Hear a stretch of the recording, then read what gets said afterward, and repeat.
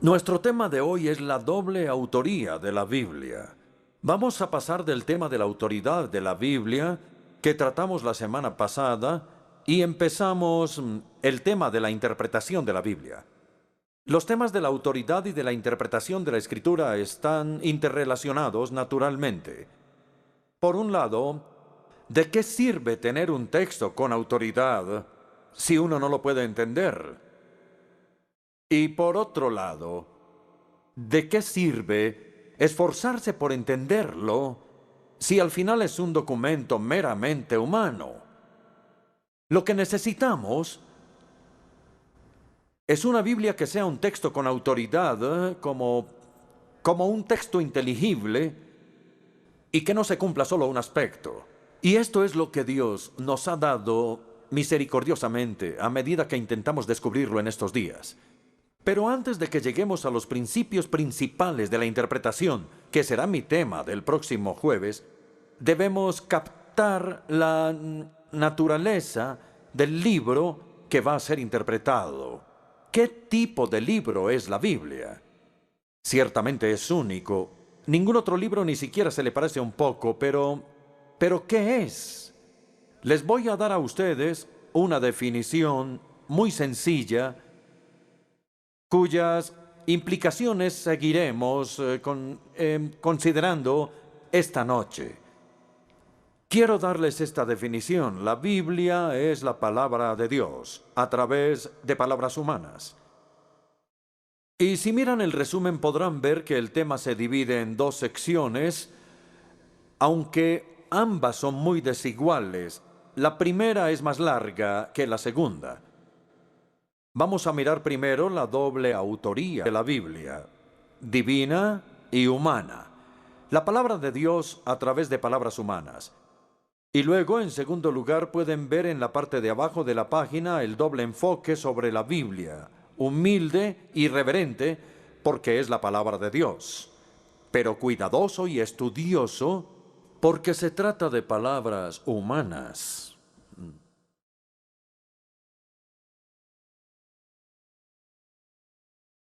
Los cristianos evangélicos siempre desean evitar los extremos opuestos de lo que ellos usualmente llaman fundamentalismo por un lado y liberalismo por el otro. Los que se llaman fundamentalistas declaran que la Biblia es la palabra de Dios y punto final. El hecho de que autores humanos hayan estado involucrados es irrelevante para ellos, porque creen que los autores humanos jugaron un papel pasivo, inactivo, y que se les habían suspendido sus facultades durante el proceso de inspiración. Ellos piensan que los autores bíblicos son algo así como instrumentos musicales, o como máquinas a las que se les dicta, o computadoras, y no consideran que los autores de la Biblia hayan jugado ningún papel de una manera activa, y menos aún consciente. Los llamados liberales, por otro lado, se van al extremo opuesto. Ellos declaran que la Biblia es la palabra de hombres y punto final. Es una biblioteca, dicen ellos, de libros escritos por autores humanos y contiene solo un destello ocasional de la inspiración divina. Pero yo quiero argumentar que ninguna de estas versiones de la Escritura es completa, porque ninguna de ellas es la versión que la Biblia da de sí misma. Entonces, hay una tercera manera. Un entendimiento evangélico dice que la Escritura es tanto la palabra de Dios como la palabra de los hombres. O mejor, es la palabra de Dios a través de las palabras de los hombres. Permítanme darles uno o dos ejemplos. Pensemos en la ley, en el Pentateuco, los primeros 5 libros de la Biblia. Algunas veces son llamados en la Escritura la ley de Moisés, pero también de vez en cuando son llamados la ley del Señor o la ley de Dios. Entonces, ¿es la ley de Moisés o es la ley de Dios? La respuesta es ambas. O miremos a los profetas. Jeremías, por ejemplo, introduce su libro primero, y antes que todo con estas palabras. Estas son las palabras de Jeremías, hijo de Gilquías. Y en el siguiente versículo, Jeremías 1, verso 2, la palabra del Señor vino a Jeremías. Entonces lo que Jeremías habló o escribió eran sus propias palabras y las palabras de Dios habladas a través de él. O quizá el mejor contraste de todos está en Hebreos 1, versículo 1 y en 2 Pedro 1, versículo 21. En el comienzo de la carta a los Hebreos, dice: Dios habló a nuestros antepasados por medio de los profetas. En 2 Pedro, capítulo 1, versículo 21, dice: los profetas hablaron de parte de Dios, impulsados por el Espíritu Santo. Entonces Dios habló a través de los hombres, y los hombres hablaron de parte de Dios. Y estas dos declaraciones no son incompatibles entre sí. Otro ejemplo. Dice en Isaías 1:20 y en algunos otros versículos también: el Señor mismo lo ha dicho. Pero en Hechos capítulo 3, versículo 21 dice: Dios lo ha anunciado desde hace siglos por medio de sus santos profetas. Entonces, ¿a través de quién ha llegado la Escritura? ¿Acaso nos ha llegado de los labios de Dios o acaso de los labios de los profetas? Y una vez más, la respuesta es ambas. Dios habló por su boca, pero a través de los labios de los autores humanos de la Biblia. Para entender este punto C sobre la doble autoría de la Escritura, tenemos que estudiar estas dos verdades por separado. La Biblia es la palabra de Dios. En el conocido cierre en el Credo de los Apóstoles que habla sobre el Espíritu Santo se afirma lo siguiente: Él habló a través de los profetas. Los profetas del Antiguo Testamento por lo general introducían sus oráculos con algunas fórmulas bastante específicas, diría yo. Una era: vino a mí la palabra del Señor. Otra: así dice el Señor, o escuchen la palabra del Señor. Y los apóstoles del Nuevo Testamento hacían la misma afirmación, pero utilizaban las mismas fórmulas. La más cercana, creo yo, se encuentra en 1 Tesalonicenses, capítulo 2, verso 13, que estudiamos la semana pasada, donde Pablo le agradece a Dios constantemente que cuando los tesalonicenses recibieron su mensaje, lo aceptaron no como la palabra de hombres, sino como la palabra de Dios, que obra efectivamente en los creyentes. Este es un apóstol de Jesucristo que afirma que Él es portador de la palabra de Dios. Es lo que Pablo afirma. La declaración clásica de la obra del Espíritu Santo en la obra de la inspiración de la Biblia se encuentra en 2 Timoteo, capítulo 3, versículo 16. Y dicho sea de paso, si quieren profundizar de alguna manera en este punto, les recomendaría un excelente libro que tiene el título de La autoridad e inspiración de la Biblia, escrito por el famoso B.B. Warfield, del Seminario Teológico de Princeton. Si mal no recuerdo, tiene un capítulo completo sobre 2 Timoteo 3:16 y sobre el significado de la palabra griega que se utiliza allí. La Nueva Versión Internacional traduce 2 Timoteo 3:16 con 4 palabras y es inspirada por Dios. Pero estas 4 palabras en español son una sola palabra en la frase en griego theopneustos. Theos es la palabra en griego que quiere decir Dios y neustos quiere decir aliento. Neuma es la palabra en griego para el aliento o espíritu. Entonces, ¿qué significa cuando dice que toda la Escritura es inspirada por Dios? No significa que Dios haya soplado en los escritores, permitiéndoles escribir cosas inspiradas. Tampoco que Dios haya soplado en las Escrituras y que las haya transformado de documentos humanos en documentos inspirados. Lo que significa es que lo que los autores bíblicos escribieron fue exhalado de la boca de Dios. Dios exhaló. Quizá deberíamos dejar de hablar de la inspiración de las Escrituras y más bien hablar de la exhalación de las Escrituras, porque fueron exhaladas de la boca de Dios. Esta referencia al aliento de Dios es congruente con otras referencias a la boca de Dios, a ella, a la palabra de Dios, porque el lenguaje humano es un aliento que transmite palabras por nuestras bocas. Esas palabras están relacionadas con el lenguaje y no es algo literal, por supuesto. Como Dios es espíritu, como el mismo Jesús lo dijo, no tiene cuerpo. Y como no tiene cuerpo, no tiene boca o aliento. Pero cuando los autores bíblicos se refieren a la revelación divina, con frecuencia utilizan el modelo del lenguaje humano. Dios habló a su pueblo. El lenguaje es la comunicación de nuestros pensamientos en palabras que salen de nuestra boca a través del aliento. Una de las mejores descripciones de esto en la Biblia se encuentra en Isaías 55.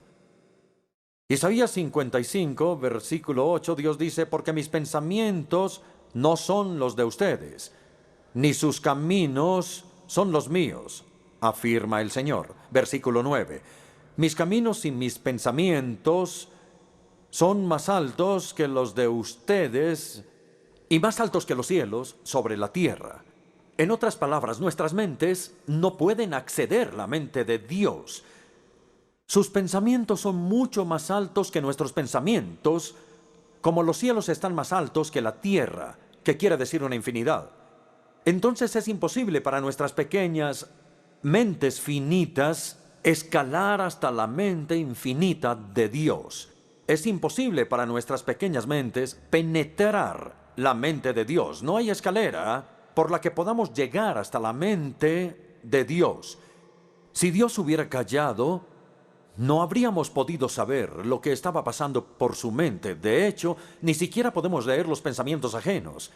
Si yo me parara aquí en el púlpito en silencio, ¿ustedes creen que podrían adivinar lo que yo estoy pensando? Inténtenlo.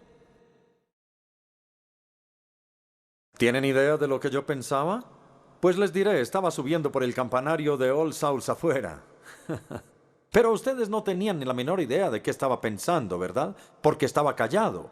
Pero en este momento ustedes saben exactamente lo que estoy diciendo porque estoy hablando.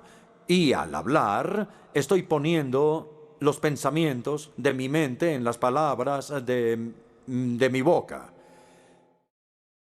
Las palabras de nuestra boca comunican nuestros pensamientos, lo que tenemos en mente. Es así como nunca sabríamos lo que hay en la mente de Dios si Él hubiera callado. Pero la buena noticia es que Dios no se quedó callado. Él ha tomado la iniciativa de hablarnos y revelarnos sus pensamientos. Entonces voy a volver por un momento a Isaías 55, versículos 10 y 11. Quiero que observen otra vez la referencia a los cielos y la tierra en esta analogía de la altura y la profundidad. Así como la lluvia y la nieve descienden del cielo y no vuelven allá sin regar antes la tierra, para hacerla fecundar y germinar, para que dé semilla al que siembra y pan al que come, así dice Dios, es también la palabra que sale de mi boca y no volverá a mí vacía, sino que hará lo que yo deseo y cumplirá así con mis propósitos. Creo que mientras leí estos dos versículos, ustedes observaron que había dos referencias a los cielos y la tierra. La primera en el versículo 9 que dice, así como los cielos son más altos que la tierra, mis caminos son más altos que los de ustedes. Los pensamientos de Dios son más altos que los nuestros, como los cielos están más altos que la tierra. Y el segundo ejemplo está en el versículo 10, así como la lluvia y la nieve descienden del cielo y no vuelven allá sin regar antes la tierra. Miren que es la misma idea de que la palabra de Dios baja y cumple su propósito. Entonces la Escritura está inspirada por Dios. porque Dios ha hablado y ha comunicado sus pensamientos en sus palabras por su boca y a través de su aliento. Ah, Ahora vamos al punto B, que es que la Biblia también es la palabra de los hombres. Hasta ahora hemos visto que la Biblia es la palabra de Dios, pero también es la palabra de los hombres. Es esencial agregar esto si queremos tener una perspectiva bíblica equilibrada de la Escritura, porque el Espíritu Santo trató a los autores humanos de la Escritura como personas vivas, responsables, conscientes, activas y nunca como máquinas. Los fenómenos de la Escritura que tengo que explicarles muestran claramente esto, porque las Escrituras contienen historia y literatura y teología. Y quiero tomar estas tres palabras y ver cómo estos son los fenómenos de la Escritura y cómo muestran que la Biblia es también la palabra de hombres. En primer lugar está la narrativa histórica. Me pregunto si ustedes han pensado, me imagino que sí, ¿cuánto de la Biblia es narrativa histórica?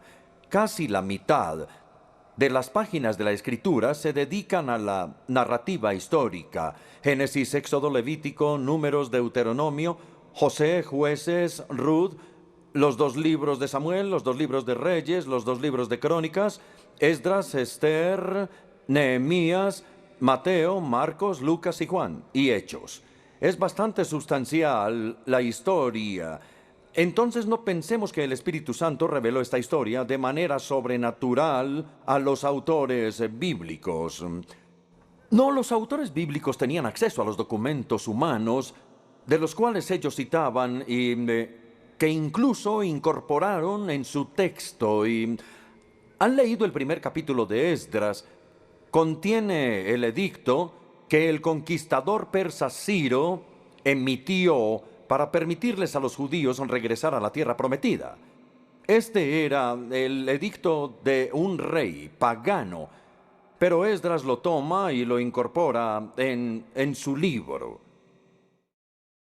Lucas es otro ejemplo. Lucas nos dice en el prefacio, en los primeros 4 versículos de su Evangelio, donde él explica su método, él cuenta sobre la cuidadosa investigación de la cual, o mejor, en la cual él participó. Escuchen a Lucas. Yo también he investigado todo esto con esmero, desde su origen. Entonces ahí no hay pasividad, porque él era un investigador esmerado e investigaba los datos. Los autores de la Biblia tenían un papel activo al escribir. La inspiración divina no era incompatible con la investigación humana. Sin lugar a dudas, el Espíritu Santo dirigía a los autores bíblicos en las investigaciones históricas, pero su inspiración no hizo que la investigación fuera innecesaria. Eso en cuanto a la narrativa histórica. Vamos a pasar en segundo lugar a la forma literaria. Bien, si la inspiración hubiera sido un proceso mecánico, donde el Espíritu Santo les hubiera dictado a los autores bíblicos, uno esperaría encontrar una uniformidad de estilo literario, incluso un estilo y un lenguaje distintivos del Espíritu Santo. Si era que él estaba dictando lo que quería decir, uno hubiera esperado que el estilo hubiera sido el mismo. Por el contrario, lo que encontramos en la Biblia es una extraordinaria diversidad literaria y, por ejemplo, tiene géneros literarios diversos, es decir, tipos diferentes de literatura.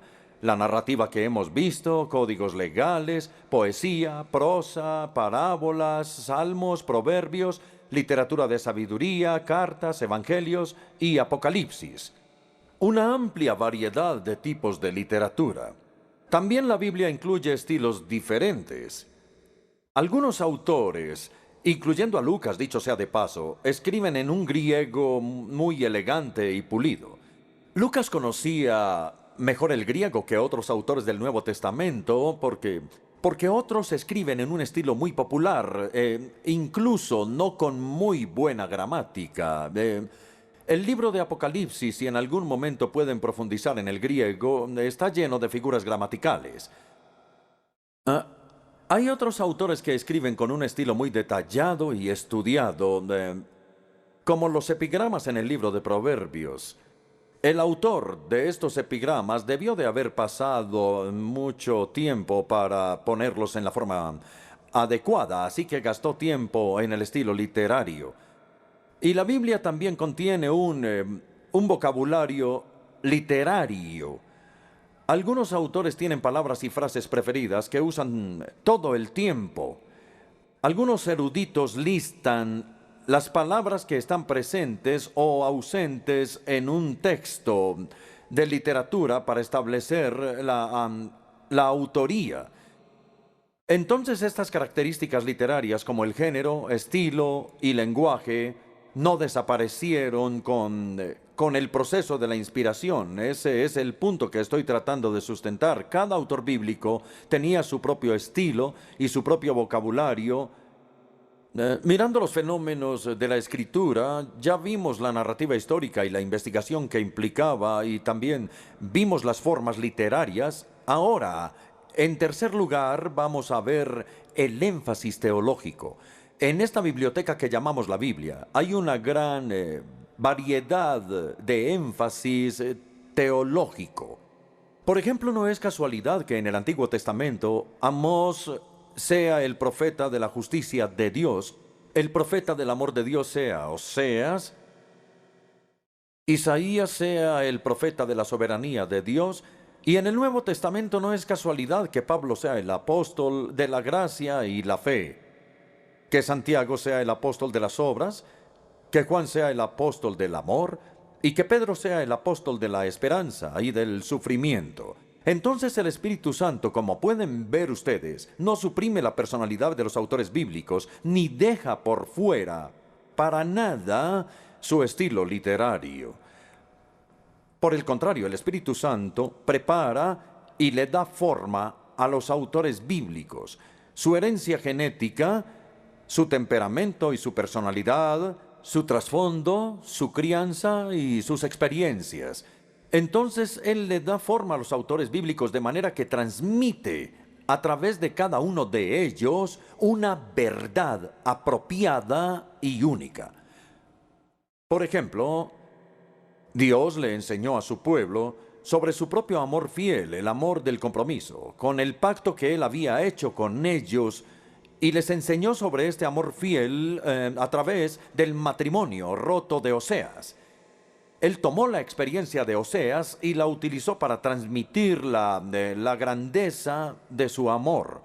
Y por ejemplo, Dios enseñó sobre la universalidad del Evangelio, que la idea es que llegue a todas las personas de todos los lugares a través de los horizontes globales de Lucas. No es casualidad porque Lucas es el único autor gentil en el Nuevo Testamento, y es comprensible que él hubiera escrito sobre la universalidad del Evangelio.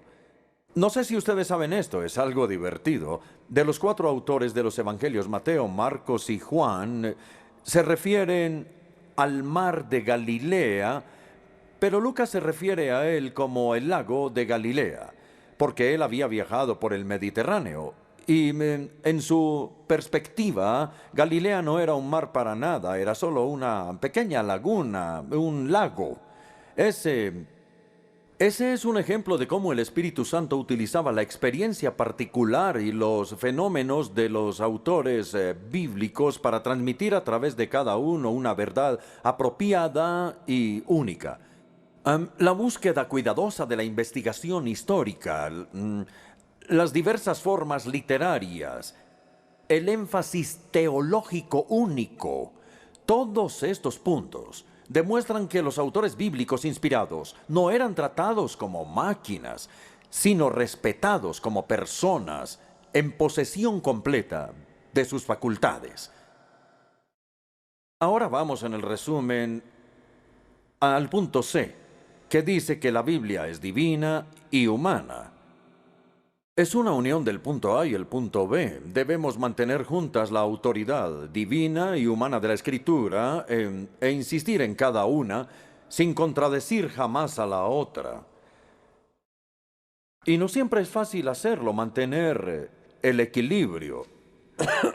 Pero por otro lado, la Biblia es la palabra de Dios porque Dios habló a través de los autores humanos para determinar lo que Él quería decir, pero no para violar, ni mucho menos suprimir la personalidad de los autores humanos. Por otro lado, la Biblia es la palabra de hombres. Los hombres hablaron de parte de Dios, de manera que podían utilizar sus facultades humanas libremente, pero no podían distorsionar el mensaje divino que se daba a través de ellos. Entonces Dios habló su palabra a través de las palabras de ellos, de modo que las palabras de ellos eran simultáneamente las palabras de Dios, y como resultado lo que ellos dijeron es lo que Dios dijo. No podemos decir que una combinación así sea algo imposible. Varios escritores, tanto antiguos como modernos, tanto católicos como protestantes, han sacado una analogía entre la autoría divina y humana de la Escritura y la naturaleza divina y humana de Cristo. Claro está que ninguna analogía es perfecta. Y en este caso la imperfección es evidente porque la Biblia no tiene una deidad intrínseca como Cristo sí la tiene. Sin embargo, siempre me ha parecido una analogía útil porque tanto en Cristo por un lado como en la Escritura por el otro hay una combinación de lo divino y de lo humano que hay que afirmar estas dos naturalezas sin negar la otra e intentar perseverar en cada una sin sacrificar a la otra. Por lo tanto, Jesús es Dios y Jesús es hombre. No podemos afirmar su deidad de manera que neguemos su humanidad, ni podemos afirmar su humanidad de tal manera que neguemos su deidad. De modo similar, la Biblia es la palabra de Dios, la palabra de los hombres, y no podemos afirmar tanto su origen divino que neguemos la actividad libre que tenían los autores humanos. Pero tampoco podemos afirmar su cooperación activa de forma que neguemos que a través de ellos Dios habló su palabra. Decir que Jesús es el Hijo de Dios y punto final es verdad, pero es una verdad a medias y peligrosa. Incluso se puede convertir en la herejía del docetismo. La herejía del docetismo afirma que Dios fingió ser humano, pero que en la encarnación realmente no se convirtió en humano, sino que solo parecía ser humano. Entonces podríamos ser culpables de la herejía del docetismo a menos que agreguemos que Jesús era el Hijo del Hombre tanto como el Hijo de Dios. Y decir que la Biblia es la palabra de Dios y punto final es verdad, pero es una verdad a medias y peligrosa. Podría convertirse en la herejía del fundamentalismo, a menos que agreguemos que Dios habló a través de las palabras de los hombres. Entonces los cristianos no conciben la Biblia como los musulmanes conciben el Corán. Ellos creen que el Corán lo dictó Alá y que lo dictó a través del ángel Gabriel en árabe, y que Mahoma lo único que tuvo que hacer fue copiar el dictado. Nosotros no creemos que la Biblia sea así, y tampoco concebimos la Biblia como los mormones conciben el libro del Mormón, inscrito en palabras de oro y descubierto completo y listo por Joseph Smith.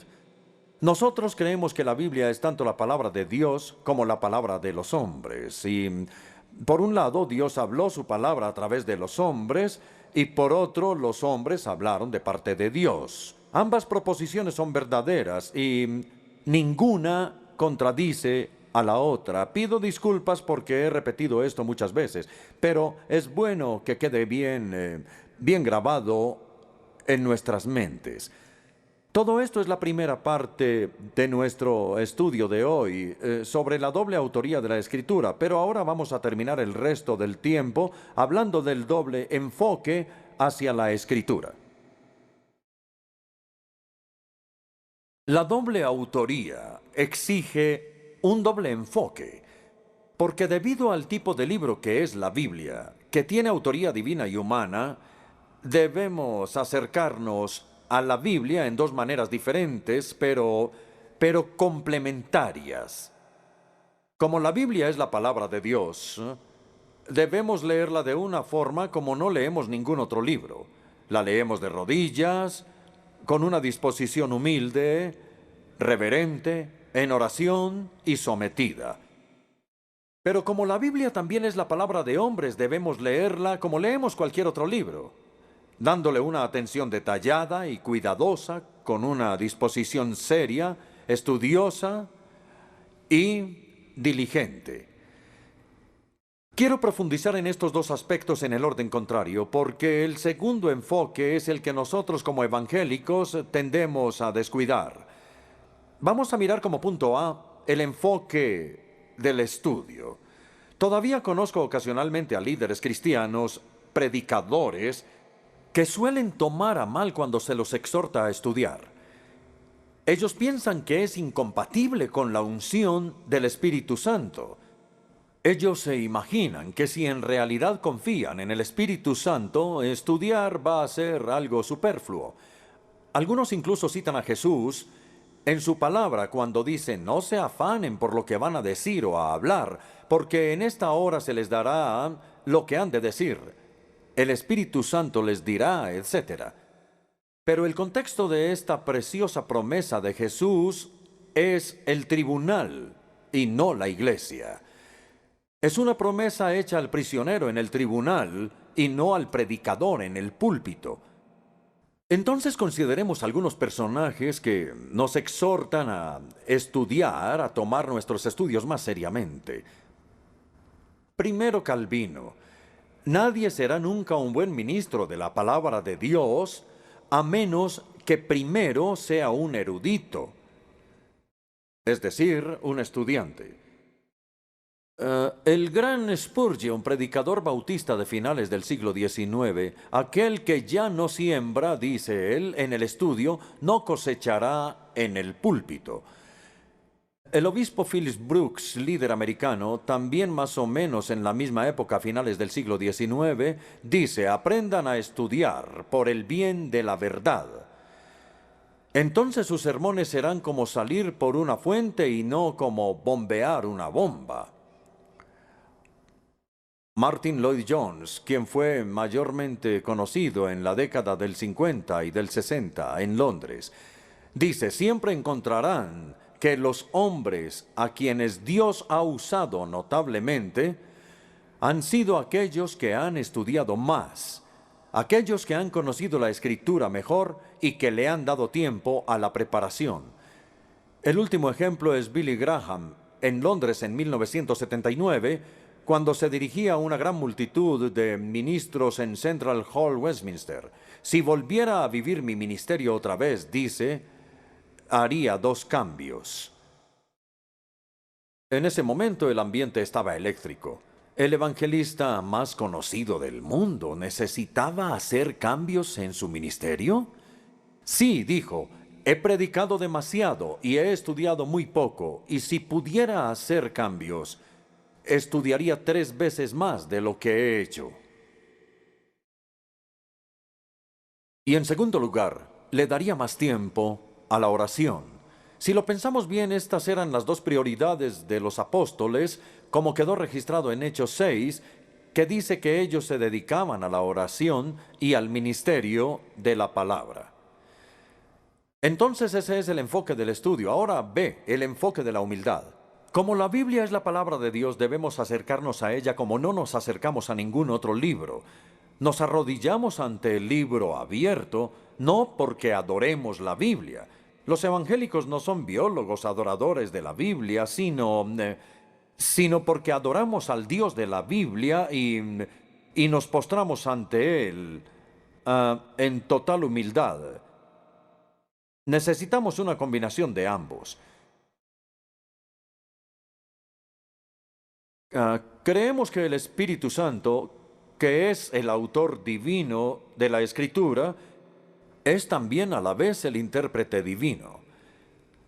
También recordamos las palabras de Jesús que dijo que Dios se esconde de los sabios e inteligentes y se revela a los niños a quienes se acerca con humildad. Entonces, nos humillamos ante Él, nos sentamos a sus pies como María en Betania y escuchamos su palabra.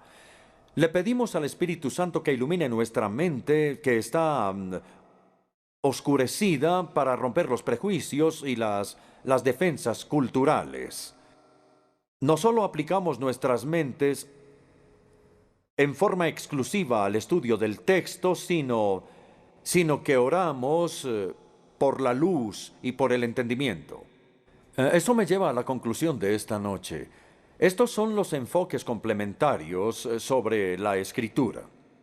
Así como para tener una comprensión verdadera y equilibrada de la naturaleza de la Escritura, debemos combinar sus elementos divino y humano. Así también para tener un enfoque verdadero y equilibrado de la Escritura, debemos combinar el estudio y la oración. Pero algunos cristianos son buenos estudiantes, y gracias a Dios. Solo basta con mirar los escritorios de sus estudios. Están llenos de concordancias, comentarios y el resto.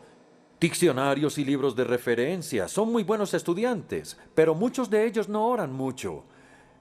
Y hay otras personas que cometen el error contrario. Son grandes personas de oración, como Santiago, el obispo o líder de la iglesia de Jerusalén, de quien Hegesipo dijo que oraba tanto que sus rodillas se volvieron tan duras como las de un camello. Bueno, no es que yo esté recomendando esto, no. Pero estas que son grandes personas de oración no siempre estudian tanto como debieran hacerlo. Entonces debemos combinar los dos. Y para cerrar, quiero compartir con ustedes dos textos bíblicos que expresan esto, uno en el Antiguo Testamento y el otro en el Nuevo Testamento.